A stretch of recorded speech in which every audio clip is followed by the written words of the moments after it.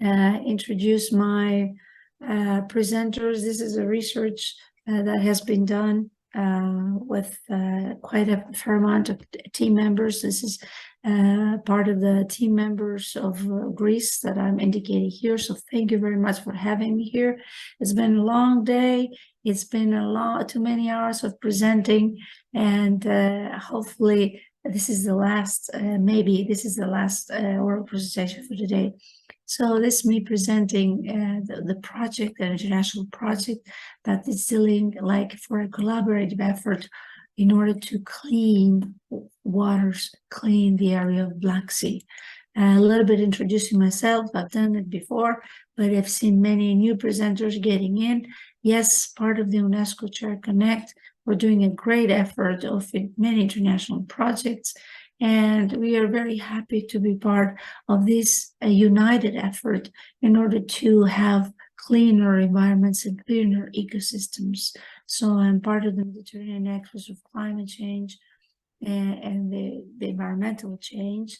So it's really great thing to share all that information and consult with us of what is the next step regarding the management of ecosystems.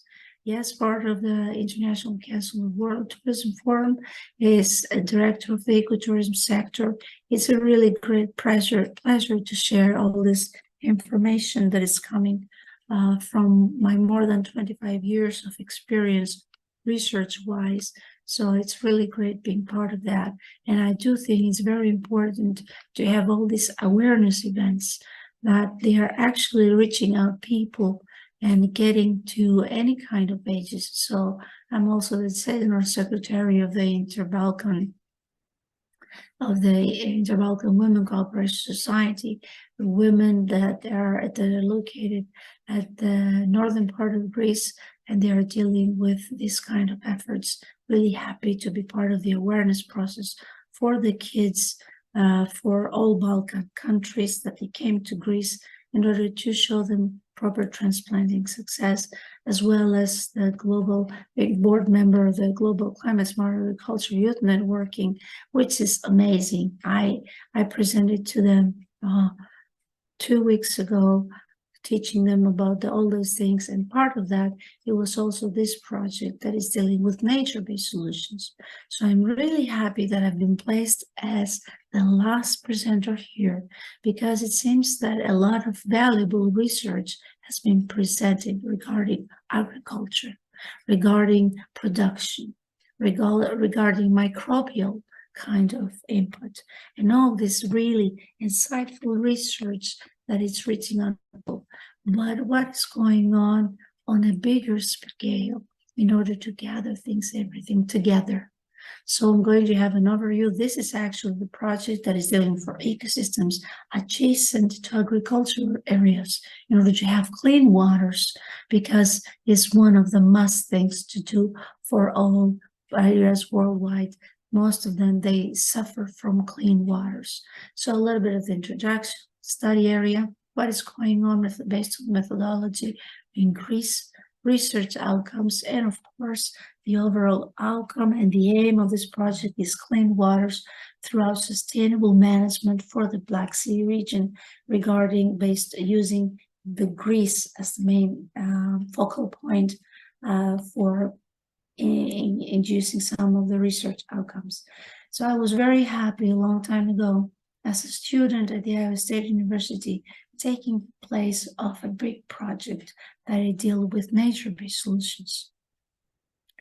That was at the creek buffer up in the area of Iowa. So this is a before picture, and this is the after picture after the project had been introduced on this area. So everybody can clearly see the difference in that. And today, this is the enjoying progress that everybody enjoys. And the main point was in order for the waters that they reach the Gulf of Mexico to actually be as clean as possible because of the agricultural practices of the states above the Gulf of Mexico, having, polluting that area, even though it's open area. It's not as close as the Black Sea area. So the overall outcome is working with and embracing nature. This is the take home. This is the overall thing that we should always keep in mind when introducing practices that they are prone to the environment. So this is the area of the Black Sea. Black Sea is a little bit smaller than the Mediterranean Sea. The Mediterranean Sea is also a closed sea, very prone to getting polluted. So we have so many, 5 different countries over here. So we have Greece, Moldova, we have Armenia, Turkey, and of course, Romania, and us being the leading partners of this great project here. So let's focus a little bit on Greece, northern part of Greece, getting some information of the area of Aegitis. That was the focal point for us. Such an area that has many bird species, many amphibians, mammals, fish, and of course, let's not forget plants, because this is what I'm specialized for, plant biodiversity. The length that you can see the complex of the creeks that they're reaching out together. We have St. Barbara Creek, Xeropotamos, Zygatis, and Aegitis. They're coming all and they're reaching out to this point, an area of a total length of 65 kilometers. And this is a basin of 2,700 square kilometers area at the northern part of southern of the prefecture of Drama. And I apologize that I don't have this full screen, but the animation doesn't seem to work. Having this in mind, we have the river enters the prefecture of Ceres as well. And we have the Alistrati caves here and the gorge that's forming. You can see from the photo, the amazing gorge that it's formed, vertical rocky areas that they reach 100, 120 meters up high. And here you can see the pointing that they're reaching those grids and adjacent the agricultural areas. So it's a heavily agricultural area in Greece, a lot of fertilizers. So we're aiming, the ending point, of course, is the Aegean Sea. So eventually it reaches the Strymona Gulf that it pours all the water in the Aegean Sea at another part of Greece. And we have here the watershed. You can see that we have the infrastructures, the disasters. You are aware, I mentioned in my previous talk that Greece right now is in great danger. A lot of flooding, a lot of problems that that they're dealing, and the debris are not helping a lot. They're blocking all those areas, and they don't have water reach out to the lower levels of the sea. So we end up inducing even more floods. And this is one of the problems that we're dealing, one of the problems that everybody's dealing. So what we're studying here? We have the surface erosion areas. This is the Strymona River where it's reaching out for everybody. And we can see that I'm going to show you a little bit what is going on here. We have the surface erosion plot methods and, of course, fingerprinting. So we have runoff plots and we have Kerlech traps in that area. Please excuse my voice because I had a really bad cold, and I hope you can hear me clearly. So here are some photos that they indicate the runoff plots that we induced as a study area. So we got some really significant data over there. We did have some problems. Here's the Kerlech traps. With Kerlech traps, we had some problems of stealing. So this is part of the project. We couldn't do much, but we did get some really handy information, good data for our area. Also, we used vegetation indexes through satellite images, and this is a very good index in order to indicate where we have vegetation, where is agriculture, where is the need for further to as a focal point, because we needed to see the hot spots where they contribute most of the sediments in that area. So the values that I take there is from 0, 1 to 1. We had some very good information there. We also used the normalized difference water index. So we get information about drought, any drought that might there, or excess of water. This is also based on values that has been taken from 0, 1 to 1. And of course, we had the normalized different soil index, a very good indication that shows us where is the salinity, where are the problems of salinity that we might have in our area. Because all these are very important for the production. All these are very important for the non-source pollutants that they reach out the sea level.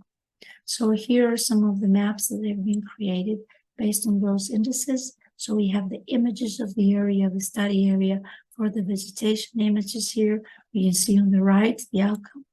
Also, we have the water indices on the left and the soil indices on the right based on the salinity levels of those areas. Of course, in this research, we used drones. Satellite images are not enough. We wanted to cross that data with information that we get from pictures from drones, mapping the surface erosion of those areas through the watershed scale of this. So a lot of information, a lot of work that has been done there. And this is not only through drones, not only through satellite images. It was a lot of research that it took place on the ground. And this is the hardest part. So based on satellite images, you see here the streambed erosion. We studied there by using the drones. And then based on that, we tried to predict how the water is moving. What is going on there? How much soil do we lose? So if you see this blue circle over there, and we had the animation, we get those images of the cross sections of the streams, and we get this valuable information in order to see where do we actually lose the soil. Where can this actually be located? That was the main point. And as I said, we use drones, but this is not enough. We have to go on the sites. We have to measure all those plots, get that information, and be able to study those based on real, actual measurements, not just predictions. Predictions should be based on real, actual measurements. So here, punting, those measuring the streambed erosion cross sections. And we did use pins. It's a very hard labor effort here. We used different land uses because we wanted to see how vegetation is actually affecting what we lose based on the soil, or does it affect it? I don't know, we'll see.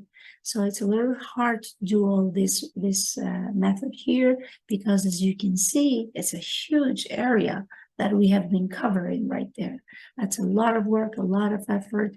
Recently, we closed the project successfully. We're very happy about this. And we have already published quite a fair amount of that really valuable information.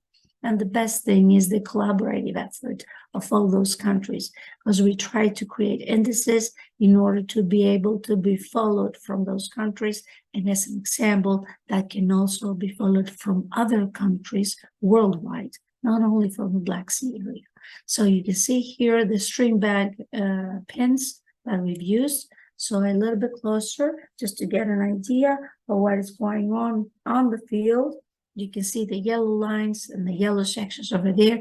They're the pins that have been installed. So 2/3 of the height of the stream bank and 1/3 from the height of the stream bank, in order to see how that's affected from the higher levels to the lower levels of that erosion pins. So the study land uses, I'm going to show you just some research outcome based on the land use measurements that we took. We studied, these were installed in rangeland areas, agricultural land areas, sclerophyllous vegetation, and of course, the ideal for us is the natural riparian vegetation. What I showed you, the nature-based solutions, what they tried to mimic in the US, and they did an amazing study at 30 or more years establishment of riparian area in Iowa in order to clean those waters, in order to minimize what soil is reaching our streams. So with this, this is the outcome based on real measurements for the rangeland. We can see here the centimeters is soil that we lost from the upper part and the lower part. So here at the raised land, we can see an average of 11 centimeters, here you can see that how much is lost, and that because it's based on the pins, that's why it's measuring how much pins have been exposed by the water movement. And here we can see the lower part is 14 almost centimeters of pin has been exposed. Now moving to the agricultural, because I would expect agricultural to have bigger effect. So we see similar outcome. We see the exposure of the pins like 11 centimeters at the upper part, and then same at the bottom part. Now moving a little bit to the sclerophyllous vegetation, we can see similar numbers. That was a surprise to me because I would expect that even the appearance of sclerophyllous vegetation would actually reduce the amount of the soil that we lose.